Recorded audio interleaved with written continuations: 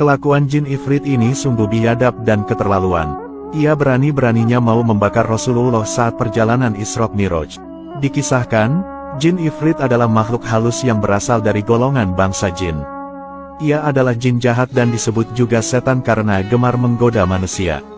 Dahulu, di saat Nabi Muhammad tengah melakukan perjalanan Isra Miraj bersama malaikat Jibril, datanglah jin ifrit dengan membawa obor api.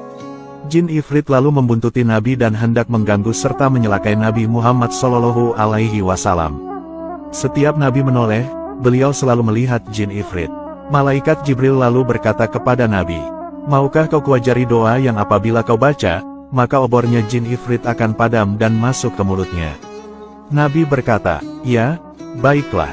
Jibril berkata, "Katakanlah, أعوذ بوجه الله الكريم وبكلمات الله التامات التي لا يجاوزهن بر ولا فاجر من شر ما ينزل من السماء ومن شر ما يعرج فيها ومن شر ما ذرى في الأرض ومن شر ما يخرج منها ومن فتن الليل والنهار ومن طوارق الليل والنهار إلى طارقا يطرق بخير يا رحمن."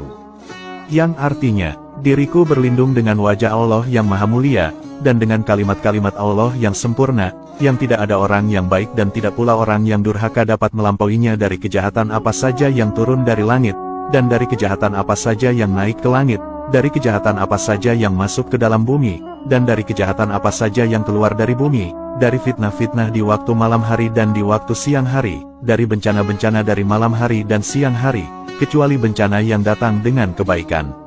Wahai Zat yang Maha Penyayang. Tak panjang lebar, Nabi Muhammad lantas membaca doa yang diajarkan malaikat Jibril itu. Setelah Nabi membacanya, terjadilah kejadian yang luar biasa. Seketika, jin ifrit yang membuntuti Nabi itu jatuh tersungkur. Lalu, obor api yang dibawanya mati dan masuk ke mulut jin ifrit. Doa itu sungguh luar biasanya efeknya. Sampai-sampai, setan-setan yang hendak mencelakai beliau langsung tersungkur berkat pertolongan Allah Subhanahu wa Ta'ala. Setan memang musuh manusia. Hal ini karena ia berusaha menjerumuskan umat manusia kepada kesesatan. Dalam perjalanan Isra Miraj, Rasulullah juga menyaksikan adanya kaum yang menanam tanaman, dan di hari itu tanaman yang ditanam bisa dipanen buahnya. Dan setelah dipanen, tanaman itu berbuah lagi seperti sedia kala. Fenomena ini lantas menimbulkan tanda tanya bagi Nabi. Bertanyalah beliau kepada malaikat Jibril. Malaikat Jibril lalu menjelaskan, jikalau fenomena itu adalah gambaran orang yang berjuang fisabilillah membela agama Allah. Oleh karena itu, amal mereka dilipat-lipatkan hingga 700 kali lipat. Di perjalanan selanjutnya, Nabi juga mencium adanya bau wangi yang sangat nikmat.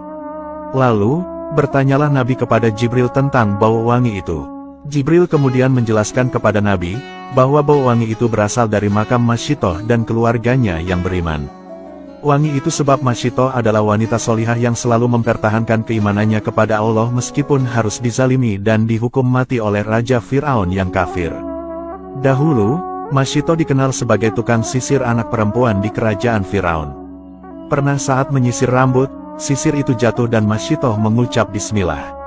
Ucapan Masyitoh ini lantas mengundang tanya anak Fir'aun, yaitu apakah Masyitoh punya Tuhan selain ayahnya Fir'aun. Lalu, Masyitoh mengakui bahwa Allah lah Tuhannya, bukan Fir'aun. Mendengar hal itu, anak Fir'aun itu lalu melaporkan kepada ayahnya tentang pengakuan Masyitoh yang tak lagi menganggap sang ayah sebagai Tuhan semesta alam. Lalu, dipanggillah Masyitoh untuk menghadap Raja Fir'aun untuk dimintai klarifikasi. Fir'aun lalu bertanya tentang apakah Masyitoh punya Tuhan selain dirinya. Hebatnya, Masyitoh dengan mantap lantas menjawab dan mengakui jikalau Allah lah Tuhannya, bukan Fir'aun.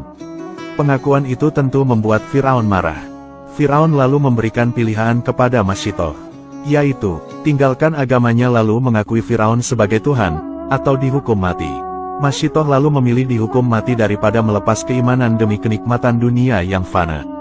Pilihan Masyitoh lalu dikabulkan Fir'aun. Fir'aun lalu memerintahkan pasukannya untuk menyediakan wajan besar berisi air, lalu diletakkan di atas tungku api. Wajan itu lalu dipanaskan hingga mendidih. Ketika sudah siap, Masyitoh dan keluarganya lalu diceburkan ke dalam wajan mendidih itu hingga kesemuanya meninggal dunia. Kisah Masyitoh dan keluarganya itu memang sungguh bikin mata nangis, namun, meskipun mereka wafat dalam kondisi terzalimi, tetapi Allah menggantinya dengan surga. Bahkan hebatnya lagi, makamnya sangat wangi saat dicium Rasulullah ketika Isra Mi'raj. Di perjalanan selanjutnya, Nabi juga melihat adanya penampakan menyedihkan.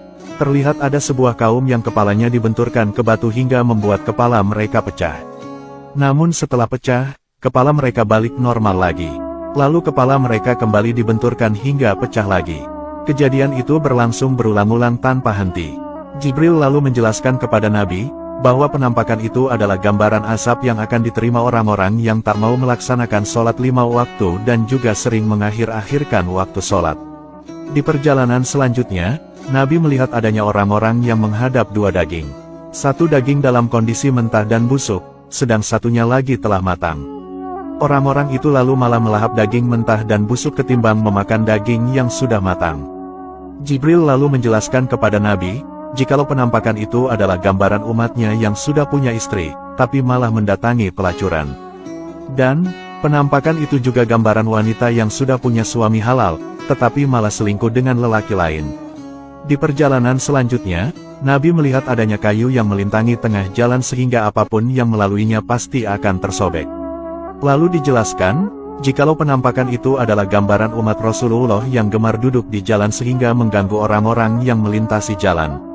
Nabi juga melihat orang yang berenang pada sungai berdarah dengan kondisi menelan batu. Penampakan itu adalah gambaran orang yang suka makan riba. Di perjalanan selanjutnya, Nabi melihat penampakan pria yang tengah mengumpulkan kayu bakar.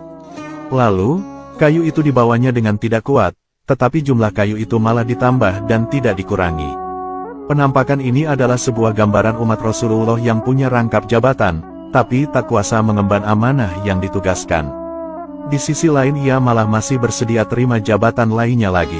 Di perjalanan selanjutnya, Nabi melihat penampakan aneh lagi dari suatu kaum. Mereka memiliki kuku-kuku logam, dan menzalimi diri mereka sendiri dengan mencakar-cakar muka serta dada mereka sendiri. Ternyata, penampakan itu adalah gambaran orang yang suka menggunjing dan suka melecehkan kehormatan orang lain. Di perjalanan selanjutnya, Nabi juga melihat penampakan aneh lagi. Terlihat, ada sebuah sapi jantan berbadan besar yang keluar dari lubang berukuran kecil. Sapi itu terlihat mau masuk ke lubang tempat ia keluar, namun tak mampu. Penampakan ini ternyata adalah gambaran orang yang berucap kata-kata besar, lalu ia menyesal atas omongannya itu, tapi ia tak bisa lagi menarik perkataannya kembali. Itulah beberapa penampakan yang dilalui Rasulullah saat perjalanan Isra Mi'raj. Semoga kisah ini bermanfaat. Wallahu a'lamu bishawab.